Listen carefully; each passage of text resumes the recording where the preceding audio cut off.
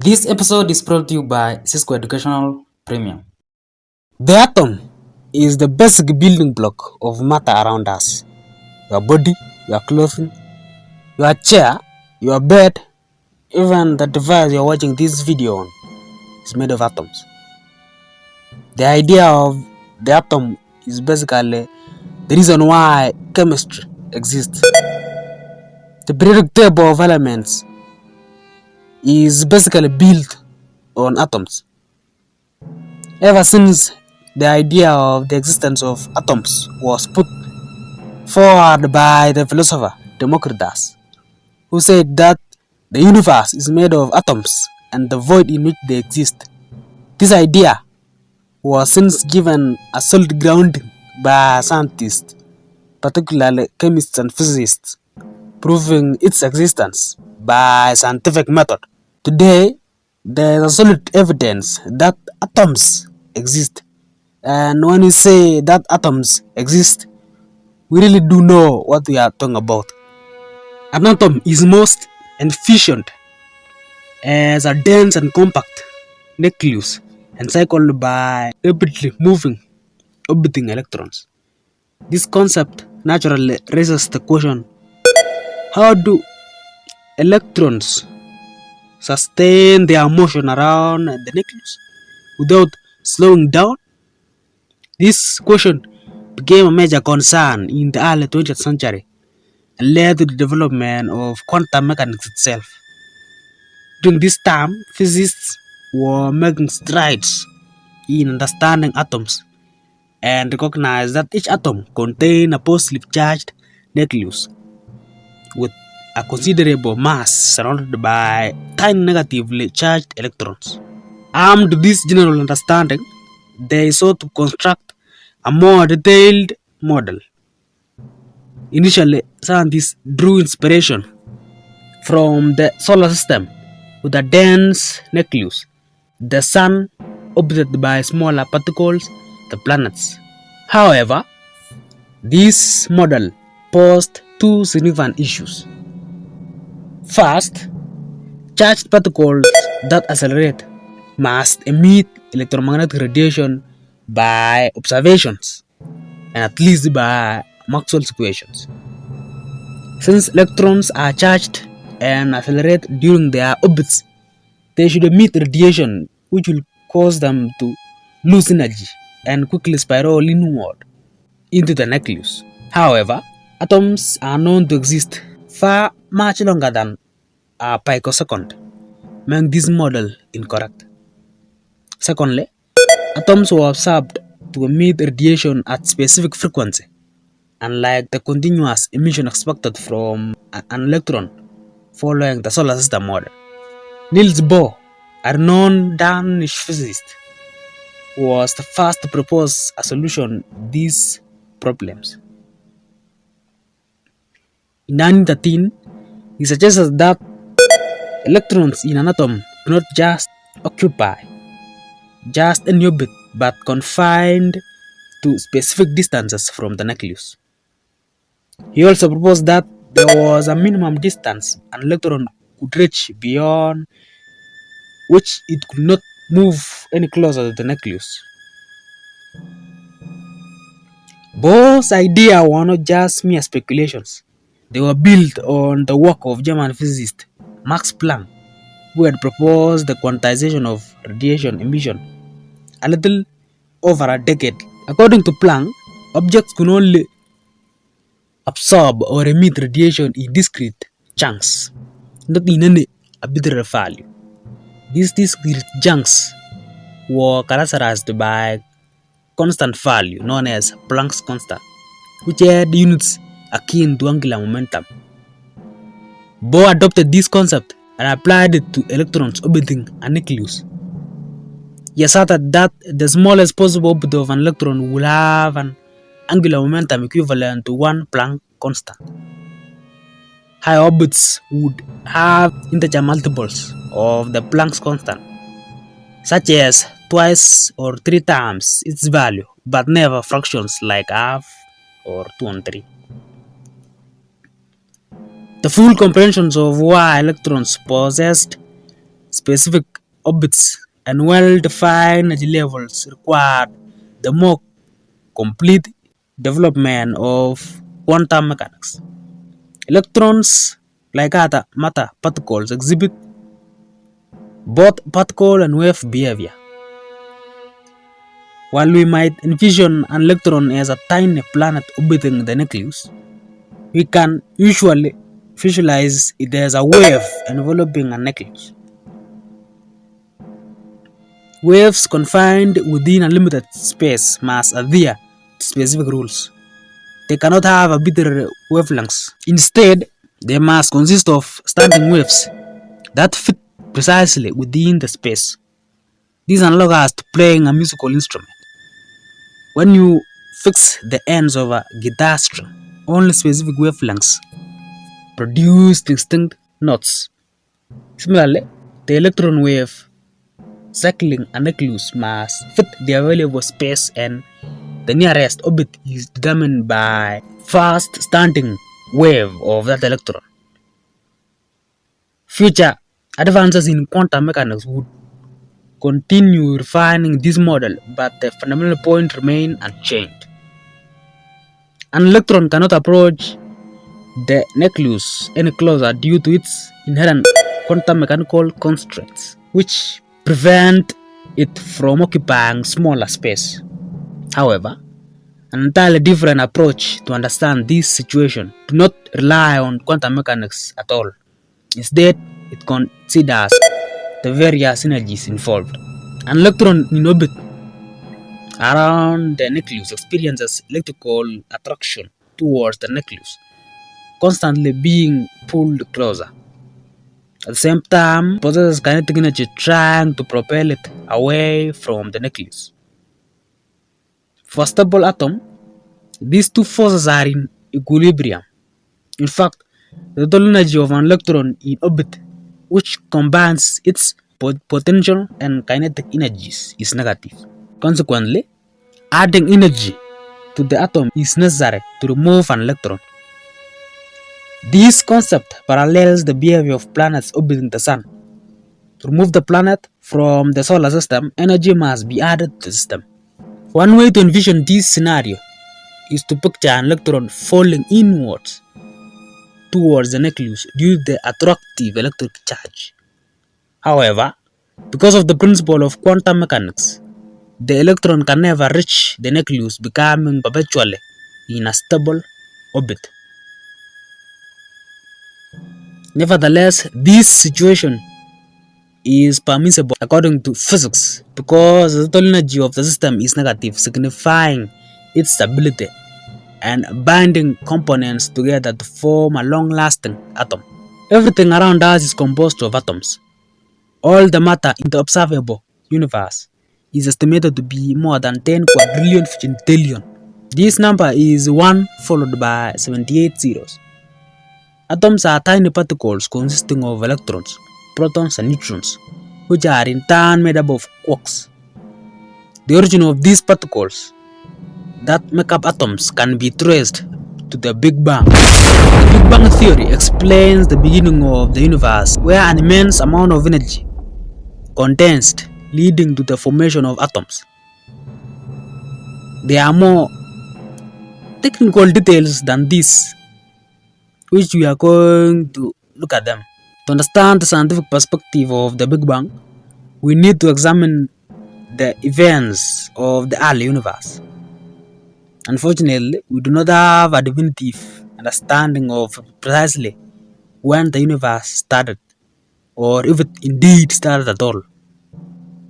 Our base model, the standard model of cosmology, allows us to trace back time close to the beginning, but we encounter a barrier at t is equal to 1. This theory predicts a singularity, a moment of infinite density where all matter and energy were compressed into an infinitely small point. Most physicists predict that this prediction may not be entirely accurate. We can only go back to one Planck time, which is about 10 raised to negative 43 seconds. Before this, we have no knowledge of what occurred both by observation and mathematics.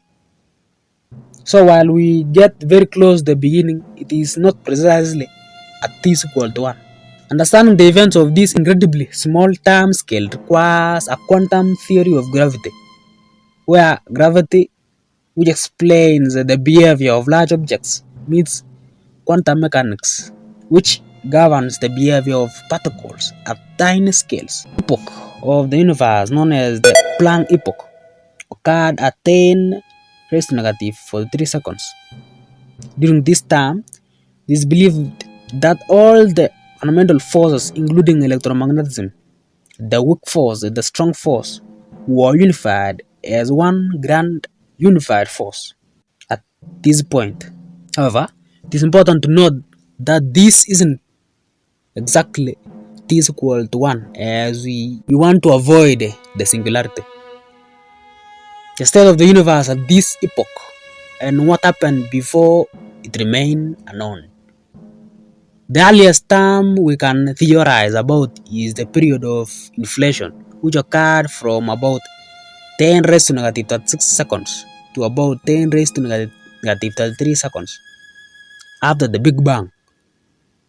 During this time, whatever existed prior to inflation experienced rapid exponential expansion, faster than the speed of light. This is allowed because there is no theoretical restriction on the speed at which space itself can expand. It expanded from a point to a point about the size of a baseball. You might wonder how this is even possible, since we know that nothing can travel faster than the speed of light. While this is true for information transfer, cosmic inflation involves the expansion of space itself, allowing distant points to move away from each other faster than light can travel between them. Most of our current understanding comes from the period after inflation. So the accurate way to view the Big Bang is not as a single point of origin, but as a period when the early universe was extremely hot, dense, and rapidly expanding. Thus, the Big Bang is a description of everything that occurred after t is equal to 1. Inflation is believed to have occurred from 10 raised to negative 36 to 10 raised to negative 3 seconds. The energy source behind this rapid expansion and cosmic inflation erased any information about what existed before it. The theory of the standard model of cosmology is well understood, starting at about 10 raised to negative 12 seconds, as the universe's energy levels can be reproduced in current particle accelerators. Before this time, we can only speculate about the events. From about 10 raised to negative 3 seconds to 10 raised to 12 seconds, strong force and electromagnetic and weak forces, collectively known as electroweak force, was still unified. The origin of the initial massless fundamental particles is uncertain. They might have condensed from the energies present during the Big Bang, or an inflation field containing inflations could have decayed into the fundamental particles we observe today. Around 10 raised to negative 11 seconds, the temperature drops further to 10 raised to 15 Kelvin, marking the beginning of the quark epoch. The electromagnetic and weak forces begin to separate, leading to electroweak symmetry breaking. The X fields gains a non-zero potential, imparting mass to the fundamental particles of the standard model. At this point, the essential components of atoms are in place, and the universe temperature is around 1 quadrillion Kelvin. As the universe continues to expand and cool, the extremely high temperatures present prevent quarks from combining into hadrons like protons and neutrons. However, as temperature drops to about 1 trillion Kelvin at 10 raised to negative 5 seconds, the quark plasma transitions into a hadron gas consisting of protons neutrons, and certain mesons, which eventually decay into photons and electrons. As the temperature further decreases, particles and antiparticles begin to annihilate, resulting in lighter particle-antiparticle pairs, such as neutrinos and photons. Interestingly, there is a slight asymmetry in this process, which with more particles being generated than antiparticles, leading to the survival of certain quarks and electrons. This enables the formation of protons, neutrons, and electrons, which are essential for creating the initial atoms. The annihilation process culminates with the Lipton epoch, which occurs around 1 second mark when the temperature subsides to about 5 billion Kelvin. During this epoch, leptons conclude the annihilation process. Following this remarkable display, the majority of the matter particles transforms into photons and neutrinos. However, due to the matter-antimatter asymmetry, a small quantity of protons, neutrons, and electrons remain surviving as the fundamental building blocks for atoms. At around a few minutes after the universe's inception, the epoch of the Big Bang nucleosynthesis (BBN) begins with protons and neutrons produced in equal numbers. Free neutrons are inherently unstable and undergo beta decay, transforming into protons over approximately 10 raised to 50 minutes. As the temperature remains high, proton-neutron conversion is balanced by neutron-proton conversion. But as the universe cools further, neutron decay becomes more prevalent. Free neutrons strive to join other hadrons and form more extensive nuclei before decay, leading to the universe consisting of about 75% hydrogen nuclei and 25% helium-4 nuclei, along with small amounts of deuterium, helium-3, and trace quantities of lithium-9 nuclei. During this period, the environment predominantly consisting of ionized nuclei without bound electrons.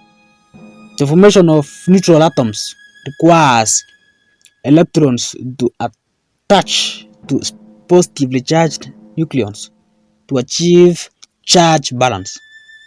However, the universe is still scorching and electrons can only briefly adhere to nucleons before being forcibly separated due to their immense energy. As a result, the universe remains opaque and photons carrying light continuously interact with nucleons and electrons, hindering their free propagation through space. This photon epoch lasts for about 380,000 years until the universe cools down to 3000 Kelvin. At this point, electrons possess significantly reduced energy, allowing the electromagnetic force to permanently bind them to nucleons, leading to the formation of stable neutral atoms in a process called recombination. As a consequence, photons are no longer confined amidst the chaos of positive nucleons and negative electrons. They are now free to traverse the universe. If an observer was present in space, he or she would be able to observe this light. Today, the first light of the universe, known as the cosmic microwave background (CMB), can be perceived in all directions. This light was emitted during the formation of fast stable neutral atoms, providing us with valuable insights into the early universe and the origin of atoms. Atoms constantly interact. However, to comprehend this, we must first determine the definition of interact. Our typical understanding of interaction is based on the macroscopic world. I place my palm on the chair. My palm interacts with the chair. You step on the floor, you interact with the floor, and so forth. In these instances, one solid boundary or surface interact with another solid boundary or surface. Nevertheless, our macroscopic understanding becomes less applicable at a microscopic level, which lead to confusion about interaction. If we could magnify the scale to atomic level, we would witness a chaotic environment. Atoms and molecules are consistently in motion, colliding, twisting, and spinning, resulting in a chaotic scenario. However, one thing becomes evident: atoms lack a definite boundary. They exist a nucleus, a collection of protons and neutrons at the center, surrounded by clouds of probabilities that indicate the potential locations of orbiting electrons. The principles of quantum mechanics allows us to calculate probabilities which extend through the entire universe. Nevertheless, in nearly all observations, electrons remain securely bounded to the nucleus. So unless we are conducting high energy collider experiments, we don't have to worry too much about it. Since atoms lack a firm surface in a way, there's no tangible touch because there is never a direct meeting of the boundaries. However, touch also implies close and influential interaction, and in that sense, atoms are in constant contact. Atoms interact due to the electromagnetic force which arises from the electric charges of the protons and electrons within them. Technically, this force has an infinite range, but it becomes significant only when atoms are significantly close. At times, atoms literally repel each other due to the electromagnetic force between their electrons. In that brief movement, it is challenging to describe their interaction as anything but touching. Even if the interaction is not momentarily, it still qualifies as touching. For instance, when we examine the palm at the chair at the atomic and molecular level, we notice that the electrons at the palm outer edge are repelled by the electrons on the chair's outer edge. Despite the gap within the layers of electrons which typically exist, the atoms are close enough to significantly influence each other. This is evident from the fact that the cup does not fall through the chair, and the electromagnetic forces between the atom counteract the gravity's pull of the cup. At the macroscopic scale, when we say two objects are touching, it reflects the same interaction at the microscopic level. Atoms can also touch through other means. As electromagnetic force is not always repulsive, when atoms get close, the van der Waals force, the manifestation of the electromagnetic force, can lead to bonding between atoms. This process results in the formation of molecules, where the atoms inside them are definitely in contact. Lastly, even nuclei within atoms can touch, although it is extremely difficult due to the strong electromagnetic repulsion between the positively charged protons in each nucleus. Yet quantum mechanics play a role here too. If two atoms are brought close enough and maintained for sufficient time, occasionally and randomly, their nuclei can intermingle. This phenomenon leads to nuclear fusion, where two separate atoms merge into a single larger atom. If the atoms involved are lighter than iron, the fusion process releases energy. It is through this mechanism that all stars, including our sun, generate their power. Two atoms of the same element are typically non-indistinguishable. First, electrons in an atom can occupy a range of possible states. Therefore, two atoms of the same element can be different if their electrons occupy different states. For example, one copper atom with an electron in an excited state and another copper atom with all electrons in the ground state are distinct. The excited copper atom will emit light when the electron returns to the ground state, while the copper atom in the ground state will not. The nature of the chemical bonding experienced by an atom depends on the state of its electrons. So two atoms of the same element can react differently if they are in different states. We chemists are aware of this fact, and to fully describe and predict a reaction, it is necessary to specify excitation states of the electrons in the atoms. Additionally, even when left alone, an atom often does not have an equal number of protons and electrons. However, even if two atoms of the same element have their electrons in the same state, they are still not identical. For example, they could be traveling or rotating at different speeds, which influences their ability to chemically bond. Slow moving atoms, such as those in solid iron, have time to form stable bonds, whereas faster moving atoms, like those in liquid iron, cannot establish such stable bonds. As a result, a slow moving thin atom is different from a rapid moving thin atom. But what if two atoms of the same element both have their electrons in the same state, and the atoms are both traveling and rotating at the same speed? Then are they indistinguishable? No. Although two such atoms are essentially chemically identical, they will chemically react in the same way. They are chemically identical. Beyond the electrons, there is also the nucleus to consider.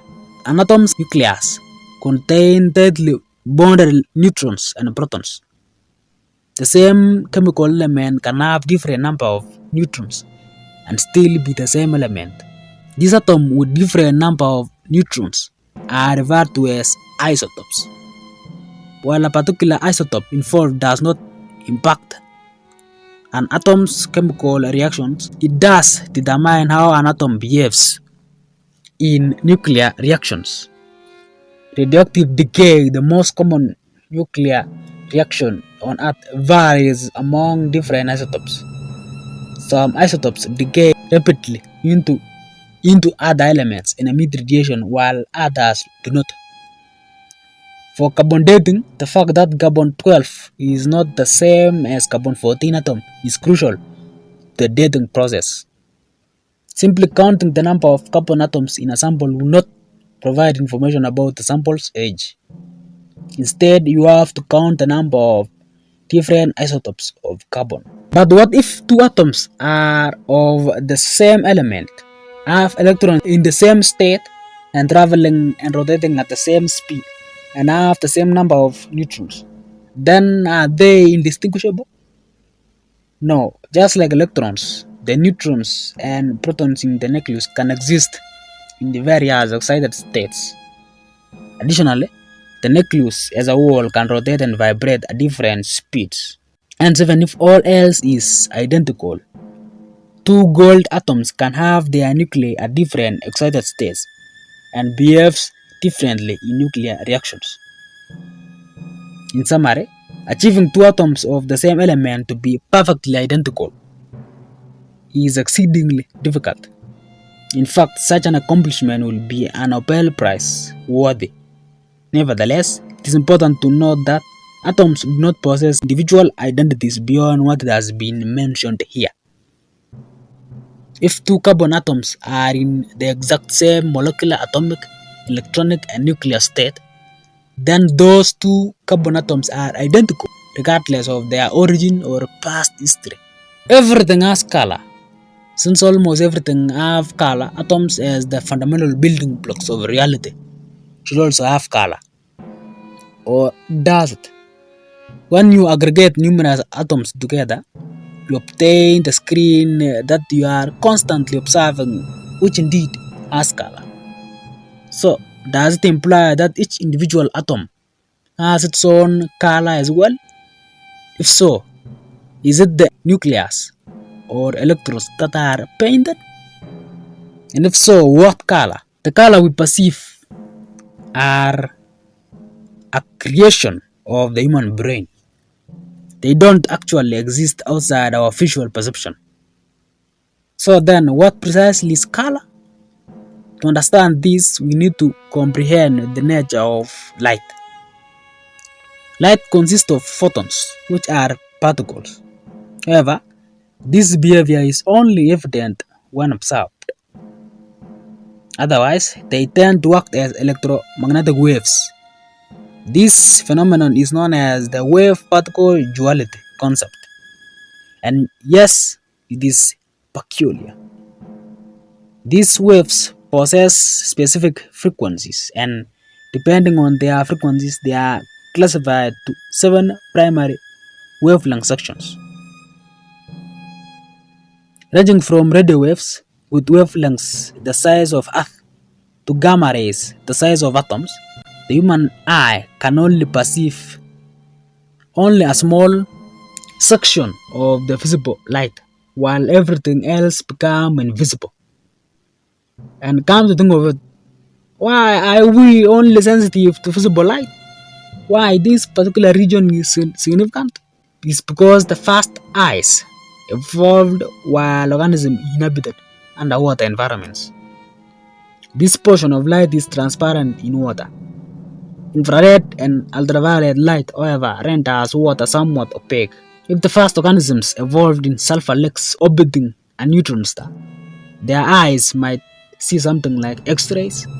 How does light form, and how does it enable us to perceive color? In the core of the sun, hydrogen nuclei undergo nuclear fusion due to immense pressure, transforming into alpha particles and emitting gamma radiation.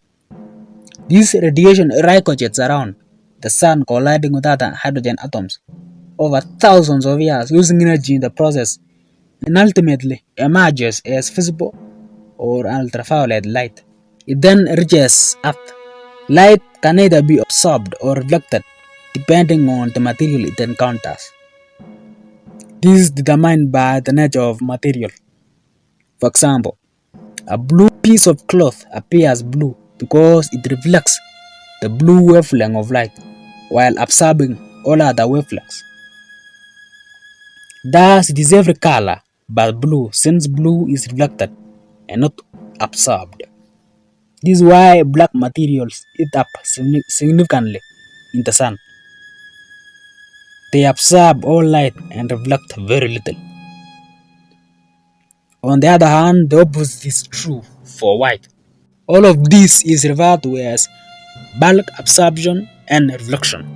When a beam of light interacts with many atoms simultaneously, fact is such as the distance between molecules or how the molecules are organized may affect the colors of light reflected. For instance, snow and ice are both composed of same type of molecules. However, their different arrangement result in snow being white and ice being transparent. Meanwhile, water absorbs minimal light and most of it passes through. One will need to venture deep into the ocean to avoid seeing sunlight. Similarly, consider carbon organizing its atom in a lattice results in diamonds, while arranging them in hexagon produces graphite. So coming back to our initial question, do atoms possess color? From the perspective of bulk reflection, no. The wavelength of light are larger than the size of an individual atom. Thus, color only becomes apparent at larger level. But what about thermal radiation? When you heat something up, the atoms inside start to vigorously collide with each other, releasing photons. Regardless of the substance type, the emitted light will adhere to the same color spectrum. However, once again, this only applies when you have more than one particle. For individual atoms, no color can arise from thermal radiation. Finally, there is gas discharge. By passing electricity through a cloud of atoms, they become excited and release photons. The emission of photons in this scenario can vary in wavelength, resulting in different colors depending on the substance nature. As a result, each element possesses each emission spectrum. These are the colors emitted by hydrogen atoms, and similar patterns exist for atoms and other elements. In conclusion, each chemical element has its distinct color fingerprint defined by its emission spectrum. In a sense, you could consider that as its color. However, in a literal sense, the one we perceive in our everyday life? No. An atom is physically smaller than the wavelength of light, making color non-existent at the atomic level. There are four fundamental forces or interactions in nature: gravity, the weak force, electromagnetism, and the strong force. Gravity is most familiar to us at larger scales, but at the quantum level, the other forces dominate. Electromagnetism is exceptionally stronger than gravity, approximately 10 raised to 37 times, and is responsible for electron-proton attraction in atoms. The question arises, why don't multiple protons in the atomic nuclei repel each other strongly due to electromagnetism? According to Coulomb's law, in a helium atom, the two protons experience a repulsive force of about 90 newtons or 20 pounds, which should cause them to fly apart instantly. However, the reason protons remain bound is the presence of even stronger force called the strong nuclear force. The strong nuclear force is about 100 times stronger than electromagnetism. It operates at the scale of atomic nuclei. This force works differently from electromagnetism, and I know it might be new to most of us. I only came across when I took some of nuclear science courses in college. The fascinating world of quantum chromodynamics reveals how protons and neutrons stay tightly bound within atomic nuclei, resisting the enormous repulsive force of electromagnetism. The strong nuclear force, which is responsible for the binding energy within atomic nuclei, accounts for about 99% of the mass of ordinary objects. This is in contrary to the misconception that Higgs field is the primary contributor. To understand the strong force, we need to explore the composition of protons and neutrons. They are made up of quarks, fundamental matter particles, and gluon, force particles. A proton contains two up quarks and one down quark. Neutron, on the other hand, contain two down quarks and one up quark. Gluons responsible for keeping quarks together carry a color charge. This is analogous to an electric charge, but function differently and is unrelated to optical colors. The color charge comes in three types: red, green, and blue, which combine to make a neutral white. Color charges need to be balanced to create neutral charges, either through a combination of the three colors or through color anti-color charges. Gluons interact with quarks and bind them together. Quarks and gluons are the only particles affected by a strong force. Gluons serve as the force mediators, similar to photons in electromagnetic interactions. If quarks get too close far apart, the rubber band breaks, but instead of releasing the quarks, the energy required creates a new quark-anti-quark pair called a meson. This confinement principle ensures that free quarks cannot exist, and they are always confined within at least one other quark. Mesons play a crucial role in interaction between protons and neutrons in the nucleus. While the strong nuclear force is weaker than the strong force between the nucleons, it is still much stronger than the electromagnetic repulsion between positively charged protons. This force only acts at very short distances around the diameter of a proton and diminishes rapidly with greater distances, limiting the size of stable atomic nuclei. In summary, the strong nuclear force mediated by mesons keeps protons and neutrons tightly bound together in the atomic nuclei. It works in harmony with the strong force that binds quarks within nucleons. This understanding of the strong force is essential for comprehending the nature of matter and the existence of objects and life as we know it. Cisco Educational Premium is a section of Cisco Educationals with content that is not hosted here. There are episodes ranging from long to short videos. Remember those good old shots of ours? They are there. So how do we get there?